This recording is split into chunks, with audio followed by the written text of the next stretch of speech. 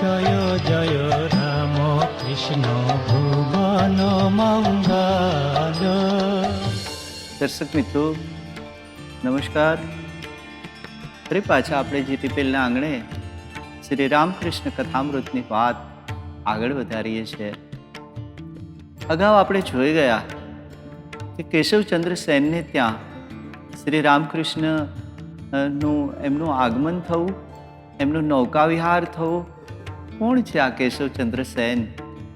તો તત્કાલીન બંગાળી સમાજની અંદર જેને કહેવાય કે શિષ્ટ ઉચ્ચતર શિક્ષણ પામેલું આ એક ખૂબ જ સુસંસ્કૃત વ્યક્તિત્વ છે કેશવચંદ્ર સેન।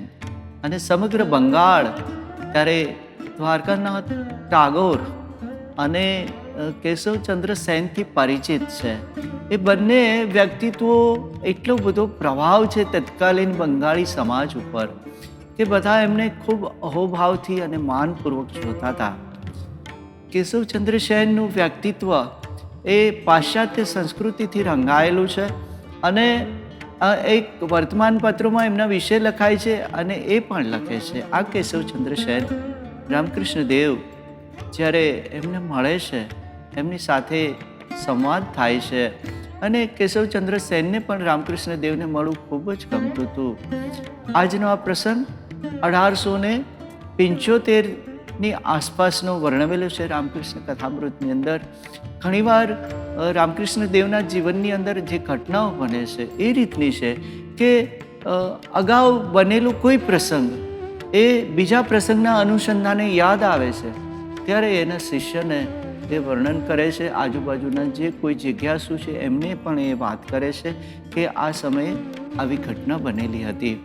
કેશવચંદ્ર સેન એ બ્રાહ્મ સમાજના સ્થાપકમાંના એક છે।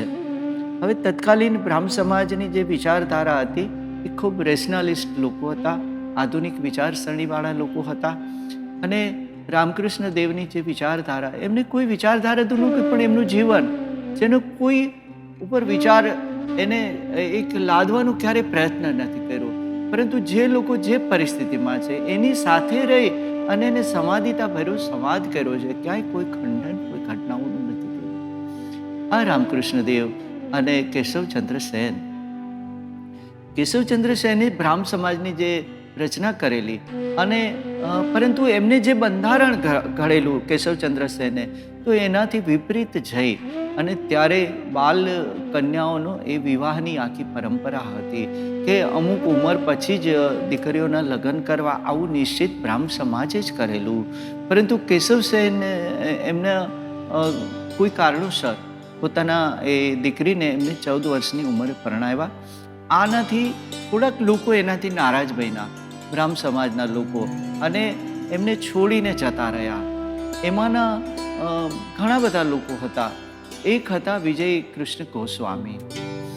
તો એ કેશવચંદ્ર સેનની સાથે દક્ષિણેશ્વર પણ આવતા અને ઠાકુરના અનન્ય ભક્ત તરીકે એમની એક છાપ ઊભી થયેલી હતી। તો વિજય કૃષ્ણ ગોસ્વામી અને કેશવચંદ્ર સેનનો જે સંબંધ હતો એ ખૂબ જ નિકટનો હતો, પરંતુ આ ઘટનાથી અને આ વાતની જ્યારે રામકૃષ્ણ દેવને જ્યારે ખબર પડે છે તો આ બંને વચ્ચે એમને યોગ્ય સમાધાનની પણ ભૂમિકા એક બાંધવાનો પ્રયત્ન કરેલો અને એટલી હળવાશથી પણ વાત કરેલી કે કેશવચંદ્ર સેને ભલે બ્રાહ્મ સમાજનું બંધારણ કર્યું હશે પણ દરેક પિતા એના સંતાનના હિત માટે એ ચિંતિત હોય છે અને કદાચ ને એમને એમના દીકરીના વિવાહ કર્યા છે તો યોગ કર્યા છે, પરંતુ આ વાત વિજય કૃષ્ણ ગોસ્વામીને ગમી નથી કે જે પણ કારણોસર હોય। કથામૃતની અંદર આ ઘટનાનો અડછડતો ઉલ્લેખ થયેલો છે। વિજય કૃષ્ણ ગોસ્વામી કેશવચંદ્ર સેનના બ્રાહ્મ સમાજને છોડી દે છે, પણ દક્ષિણેશ્વર તો એમનું આવવાનું ચાલુ જ રહ્યું છે। દર્શક મિત્રો, આ વાતોનું અનુસંધાન આપણે એટલા માટે લઈએ છીએ કે આપણે એ દિશા તરફ જઈ રહીએ છીએ કે ભારત વર્ષને, આખા સમગ્ર દેશને જે તાકાતવાળા શિષ્યો મળવાના છે, જે એક બહુજન હિતાય બહુજન સુખાયને લઈ અને નવ ભારતને એક નવી દિશા આપવા જઈ રહ્યા છે, એ ક્યાંક નરેન્દ્રનાથ દત્ત, વિવેકાનંદ, શશી, રાખાલ, જે રામકૃષ્ણ દેવના 16 શિષ્યો નજીક આવી રહ્યા છે, એ પહેલાં આ ઘટના આવે છે રામકૃષ્ણ કથામૃતની અંદર વિજય કૃષ્ણ ગોસ્વામીની. હવે જ્યારે વિજય કૃષ્ણ ગોસ્વામી કેશવચંદ્ર સેનને છોડીને જતા રહે છે, ત્યારે એક વ્યક્તિત્વ આવે છે શિવનાથ. શિવનાથ કોઈ શાળાના હેડમાસ્ટર તરીકે, એના સ્કૂલના એ આચાર્ય તરીકે રહેતા હતા. એ શિવનાથ કેશવચંદ્ર સેનની નજીક આવે છે. આમ તો બ્રાહ્મ સમાજીઓ અને રામકૃષ્ણ દેવનું જે એનું અનુબંધન છે બંને વચ્ચેનું, એ ખૂબ જ સાયુજ્યવાળા એકદમ સરસ સંબંધો છે. અને બ્રાહ્મ સમાજીઓની વિચારસરણી અલગ છે, તેમ છતાં પણ રામકૃષ્ણ દેવથી ખૂબ જ પ્રભાવિત છે. આ વાતની ખબર શિવનાથને છે. તો શિવનાથ જ્યારે રામકૃષ્ણ દેવને મળે છે, ત્યારે એમના જીવન પ્રત્યે રામકૃષ્ણ દેવની દિનચર્યા વિશે આ વાત કથામૃતની અંદર લખેલી છે. તો એ થોડા સાશંક છે. એમને ક્યાંક શંકા મનમાં સળવળે છે એમના લગ્ન જીવન વિશે. અને રામકૃષ્ણ દેવને જ્યારે સમાધિભાવ, ઘણીવાર એ ટ્રાન્સમાં જતા રહે છે, અને જ્યારે એને સમાધિની અવસ્થામાંથી નીચા આવે છે અને ફરી પાછા એ લોકો સાથે વાતો કરે છે, આ બધું એને વિસ્મયકારી લાગે છે. ક્યાંક એ એક તર્ક કરે છે, શંકા આવે છે એના મનની અંદર કે આવું તે બને, વ્યક્તિ આટલી ક્ષણિકમાં આ રીતે સમાધિસ્થ થઈ શકે, આ રીતે ટ્રાન્સમાં જઈ શકે? એટલે શિવનાથ બુદ્ધિને ભરેલા માણસ છે, પ્રજ્ઞાથી ક્યાંક દૂર એ પહોંચેલું વ્યક્તિત્વ છે. એટલે રામકૃષ્ણ દેવના એ રોજિંદા જીવનની અંદર ક્યાંક એમને શંકા થાય છે. એટલે એક દિવસ એને કોઈને આ વાત કરી કે મને તો એવું લાગે છે કે રામકૃષ્ણ પરમહંસ, તમે જે રામકૃષ્ણ દેવને માનો છો, એ એમની જે સમાધિની વાત છે, તો એ ઘણીવાર મને એવું લાગે છે કે ક્યાંક એના જ્ઞાન તંતુઓની નબળાઈ લાગે છે. વ્યક્તિઓ પોતાની નબળાઈ જોતી નથી હોતી, બીજાની નબળાઈ જોવા નીકળે છે. તો એ કોઈને મોઢે બોલેલા છે કે રામકૃષ્ણ દેવનો જે સમાધિ ભાવ છે, એ તો મને એના જ્ઞાન તંતુઓની નબળાઈ લાગે છે. આ વાતની થોડા દિવસો પછી જ્યારે ખબર પડે છે રામકૃષ્ણ દેવને, તો એને કોઈ મનની અંદર એવું કોઈ એમને દ્વિધા નથી થતી, ઉદ્વેગ નથી થતો. અને એટલી જ સહજતાથી જ્યારે શિવનાથ એમને મળે છે, ત્યારે કહે છે રામકૃષ્ણ દેવ કે આપ શું માનો છો? આપની વાત શું સાબિત કરવા માંગે છે? કે તમે જ્યારે આખો દિવસ તમારી દિનચર્યા સામાન્ય વ્યક્તિઓની, એ આખો દિવસ સંસાર, તમારા પરિવારના, તમારા સમાજના નિયમોના, તમારી આજુબાજુના પરિવેશના, તમારા પુત્રના, તમારા પત્નીના, તમારા વ્યાપારના, તમારા વ્યવહારના, આ બધા વિચારો કરો છો, તો તમે એને શું એક તંદુરસ્ત વિચારધારા સમજો છો? આટલું બધું તમે સાંસારિક વાતોની અંદર ગળા ડૂબ છો, ત્યારે એ શું શુદ્ધ એક વિચારધારાને વરેલા છો તમે? અને જ્યારે મેં તો ક્યારેક કલ્પનામાં સંસાર વિશે પણ કલ્પના નથી કરી. સંસારી સુખ તો દૂર રહ્યું, એને નજીકથી મને ક્યારેય એ તરફ વૃત્તિઓ પણ નથી થઈ. અને આ સમગ્ર સમય મારો જ્યારે ઈશ્વરીય ચિંતનમાં રહે છે, ઈશ્વરીય ભાવની અંદર હું ડૂબી જાઉં છું, તો ભલા માણસ, હું શું જ્ઞાન તંતુઓની નબળાઈ વાળો તમને લાગુ છું? શું મારું ભેજું ચસકેલું છે?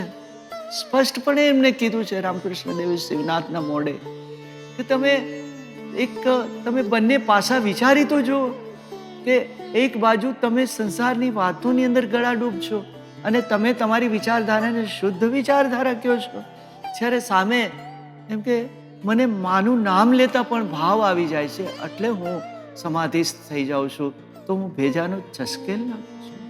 રામકૃષ્ણ કથામૃતની આ વાત જ્યારે આપણે સાંભળીએ છીએ તો ભારતના એ સદભાગ્ય છે કે એક સંપૂર્ણ દેવત્વને પામેલું વ્યક્તિત્વ આપણી સામે આવે છે.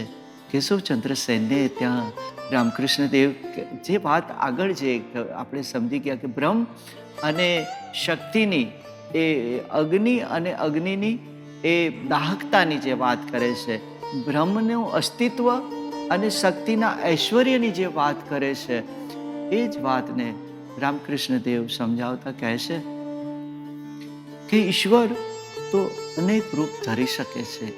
ઈશ્વરને જે વૈભવ છે, ઈશ્વરનું જે ઐશ્વર્ય છે, એ તો કઈ રીતે, કઈ વ્યક્તિ, કયા રીતે એને તમે એને માપી શકો અથવા તો વર્ણવી શકો છો? તો સામાન્ય વ્યક્તિને સમજાય એવું એક દ્રષ્ટાંત આપતા રામકૃષ્ણ દેવ કહે છે કે એક ખેતર પાસેથી થોડા લોકો નીકળે છે ત્યાં અને કહે છે કે મેં આ વાળની અંદર એક લાલ કાંચીડો જોયો છે. જે કાંચીડાને કલર, એનો રંગ છે, એટલે કહે છે કે મેં એક લાલ કાંચીડો જોયો છે. તો ત્યાંથી એક બીજી વ્યક્તિ ફરી પાછી નીકળે છે અને જ્યારે આ વાત ત્યાં ઊભા ઊભા આના મોઢે સાંભળે છે તો કહે છે કે ભલા આદમી, તમારી આંખે ક્યાંક ઝાંખપ હશે, ક્યાંક કંઈક ઓછું દેખતા હશો.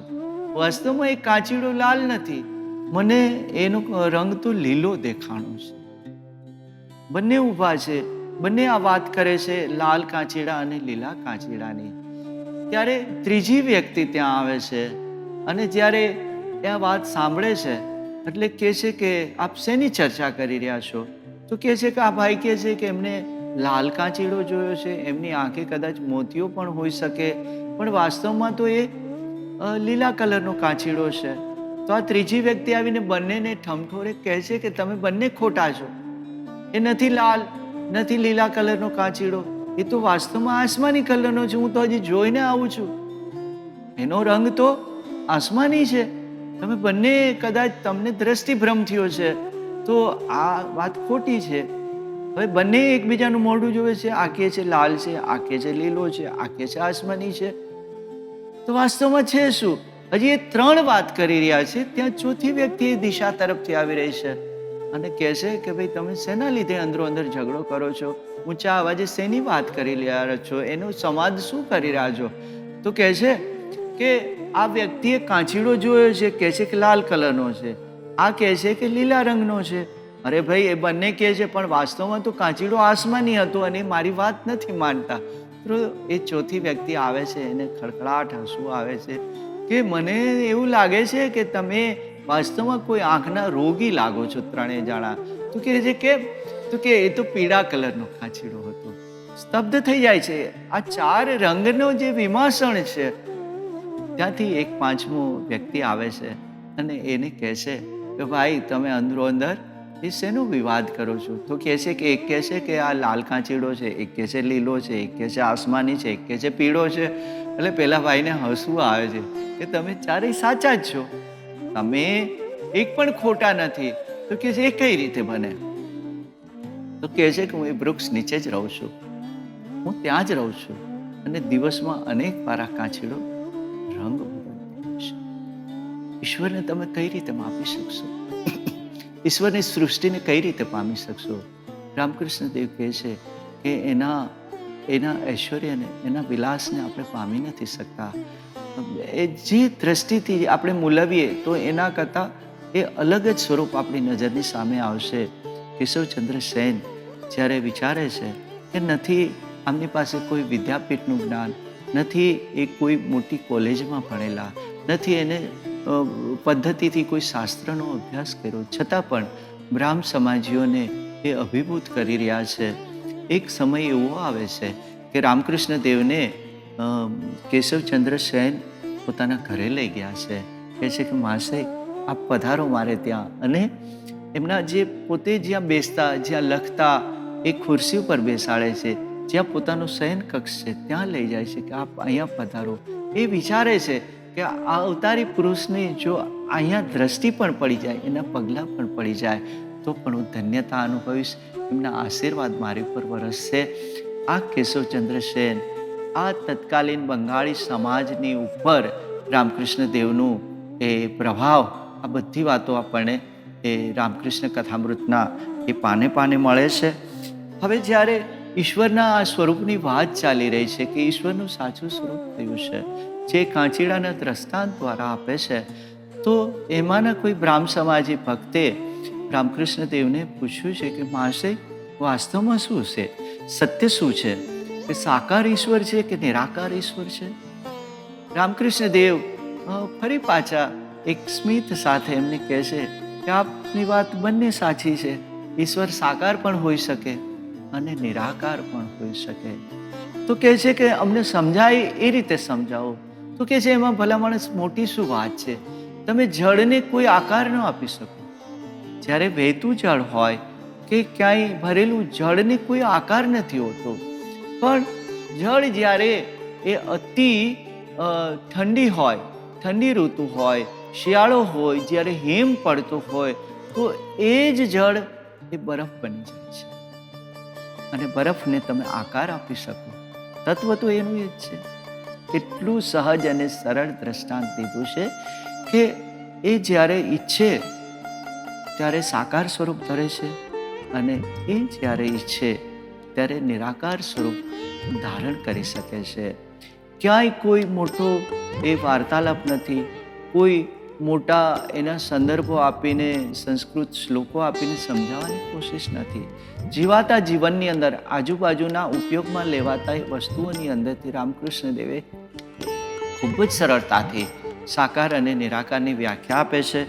ફરી પાછા એ કહે છે કે અમુક વસ્તુ જોવાથી આપણા મનની અંદર ભાવ જાગે છે. જેમ તમે એક રમકડાનું સફરજન જોશો, આપણે ત્યાં એ શણગાર માટે અને એના જે કઈ રસોડાની અંદર એવું એક વિવિધ વસ્તુ આપણે રમકડા મૂકીએ છીએ, તો એની અંદર એવા ખોટા બધા જ ફ્રૂટ્સના એ આકારો હોય છે, જેની અંદર તરબૂચની ચીરો આપણે જોઈએ છીએ, સફરજન જોઈએ છે, પણ એ વાસ્તવમાં ખોટા છે. તો એક ટોપલીમાં સજાવેલા હોય ને હંમેશા તરોતાજારી, પણ એને જોવાથી સાચાનો ભાવ આવે છે. એક ખોટું સફરજન તમે એક સરસ લાકડાનું બનાવેલું હોય, પણ એ આકાર જોવાથી તમને સાચાનો ભાવ પેદા થાય છે. એટલે રામકૃષ્ણ દેવે કીધું છે કે મૂર્તિ પૂજાનું મહત્વ એ છે કે કોઈ પણ મૂર્તિ પૂજક હોય તો એ મૂર્તિને જ્યારે જોવે છે ત્યારે એને ઈશ્વરીય ભાવનું અનુસંધાન થાય છે કે ખરેખર ઈશ્વર આવા હશે. આપણે જ્યાં દેવી દેવતાઓની મૂર્તિઓ જોઈ છે કે ભગવાન શિવ હંમેશા ધ્યાનસ્થ હોય, આંખો બંધ કરેલી હોય, કૃષ્ણ અત્યંત મોહક હોય અને એના મોરપીંછ હોય. મોરપીંછ આપણે જોઈએ, ખાલી મોરપીંછ જોઈએ તો આપણને કૃષ્ણ યાદ આવી જાય. ક્યાંક વાંસળી ખાલી બંસરી જોઈએ, હે ને? ઘણી બધી પરંપરાઓ છે કે જેમાં ખાલી વાંસળી મૂકવામાં આવે છે પ્રણામી સમાજની અંદર. તો વાંસળી જોવાથી પણ આપણે ઈશ્વરનું અનુસંધાન થઈ જાય છે. અરે વાંસળી સાંભળવાથી પણ ઈશ્વરનું અનુસંધાન થઈ જાય છે, કાં તો કૃષ્ણ સાથે સંકળાયેલી વસ્તુ છે. એટલે રામકૃષ્ણ દેવ કહે છે કે જે મૂર્તિઓની પરંપરા છે એ પણ એટલી જ સત્ય છે કે જે જેનો ભાવ છે અથવા તો જેની જે અવસ્થા છે એ મુજબ એને આ વસ્તુઓ પ્રાપ્ત થતી હોય છે. તમે મૂર્તિ પૂજકોને ખોટા ન કહી શકો, તમે દ્વૈતવાદીઓને ખોટા ન કહી શકો, તમે અદ્વૈતવાદીઓને ખોટા ન કહી શકો, તમે જ્ઞાનીઓને ખોટા ન કહી શકો, તમે ભક્તોને પણ ખોટા ન કહી શકો. કારણ કે એની સામે જે ઈશ્વરની કલ્પના છે એના પૂરતી એ બરાબર જ છે. આખા કથામૃતમાં કે રામકૃષ્ણ દેવે પોતાના જીવનની અંદર કોઈ મતભેદો ઊભા નથી કર્યા, પરંતુ બધાને પોતાની આગોશમાં લઈ અને બધાનું એક સ્પષ્ટીકરણ કરી દીધું. કેટલું સુંદર એને દ્રષ્ટાંત આપ્યું હતું. આપણે અગાઉ જોઈ ગયા કે એક સરોવરને કાંઠે 4 વ્યક્તિઓ ઊભી હોય છે અને ચારે ચારના ધર્મ અલગ છે. એક વ્યક્તિ કહે છે કે આ જલ છે, હા, હિન્દુ શું કહે છે કે આ જલ છે. એક અંગ્રેજ ત્યાં ઊભો છે તો એ શું કહે છે કે આ વોટર છે. અને જ્યારે એક કોઈ મુસ્લિમ સદગ્રસ્ત ઉભા છે તો કે છે તો આબ છે, આબ એટલે પાણી. તો આમાં જળને શું ફેર પડે? તત્વ તો એ જ છે, માત્ર તમે તમારી ભાષાના લીધે, તમે તમારી વ્યાખ્યાથી અને નામથી અલગ કરી શકો. પણ એટલે રામકૃષ્ણ દેવ કહે છે કે વાસ્તવમાં તત્વ એક હોય છે. ઈશ્વરની કોઈ પણ કલ્પના જે કોઈ જે સ્વરૂપે કરે છે એટલું જ એ સત્ય છે. અને અમે રામકૃષ્ણ દેવે વાત કરે છે કે જ્યારે અવતારો આ ધરતી ઉપર આવ્યા છે ત્યારે પણ સાક્ષાત અવતારોને પણ કોણ ઓળખી શક્યું છે? રામચરિત માનસની વાત લઈએ કે કૃષ્ણ અવતારની વાત લઈએ, રામાવતારની વાત લઈએ કે કૃષ્ણ અવતારની વાત લઈએ, તો કોઈ એને સખા ભાવે પૂજે છે. માં જશોદા એને પુત્ર રૂપે, એને ક્યાં ખબર છે કે આ સાક્ષાત અવતાર મારા આંગણામાં રમી રહ્યો છે? હે ને? જ્યારે યોગ માયાનું એને સ્વરૂપ, એ મહામાયાનું જ્યારે સ્વરૂપ દેખાડે છે, અદ્ભુત પ્રસંગ શ્રીમદ ભાગવતની અંદર એ વર્ણવેલો છે કે શ્રીમદ ભાગવતકાર વર્ણન કરે છે કે એક ધૂળની મુઠ્ઠી ઉપાડીને કૃષ્ણ મોઢામાં મૂકી છે. માં ચીડાયા છે અને કૃષ્ણને મોઢું ખોલવાનું કહે છે કે ખોલ મોઢું, અને એ થૂકી દે, ધૂળ થૂકી દે. નાનું બાળક જ્યારે માટી ખાય છે અને એ માટી ખોલાવવા માટે માં જ્યારે એનું મોઢું ખોલાવે અને શું જોવે છે, તો એ હરિયાળી વનરાજીઓ જોવે છે, એ પર્વતો જોવે છે, એ વાદળો જોવે છે, એ સમુદ્રો જોવે છે, એ નદીઓ જોવે છે, અનંત બ્રહ્માંડ એક મોઢા. માં, તારે જોવું જ છે ને મારું મોઢું? તો વાસ્તવમાં આ હું છું. માને ભ્રમ થાય છે. માં વિવળતી કે હું શું જોઈ રહી છું?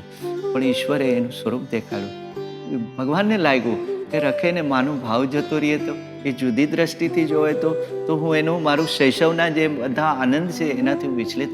માના પડળથી આખું માયાનું એ આવરણ ફરી પાછું રાખી દીધું, મૂળ પરિસ્થિતિમાં લઈ આવ્યા અને ફરી પાછું માને કહે છે કે માં, હું ધૂળ નહીં ખાઉં. આ ઈશ્વરનું સ્વરૂપ છે. તારે તો તમને ક્ષણની અંદર એના રહસ્યો કહી દઈએ. તમે અનંત બ્રહ્માંડ તમારી સામે એ ચપટીની અંદર ખોલી શકે, પણ વાસ્તવમાં કોણ ઓળખી શકે છે?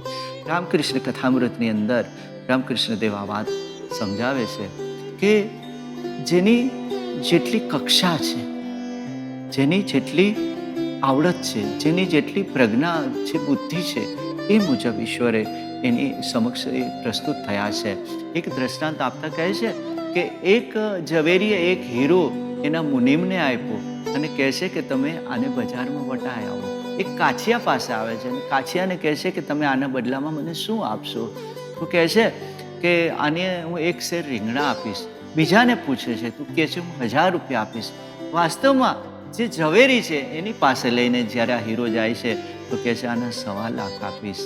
આ કક્ષા છે ભક્તોની અને એ જ્ઞાનીઓની કે જેની સામે જે સ્વરૂપ આવે છે સાચા અર્થમાં તો કોણ કેટલા મૂલવી શકે છે. આ વાત રામકૃષ્ણ દેવે આપણને કથામૃતમાં સમજાવી. દર્શક મિત્રો, ફરી પાછી આ અદ્ભુત વાતો આગળના દોરમાં આપણે લઈશું. ત્યાં સુધી નમસ્કાર, જય ઠાકુર. જય જય રામ કૃષ્ણ ભુવન મંગળ.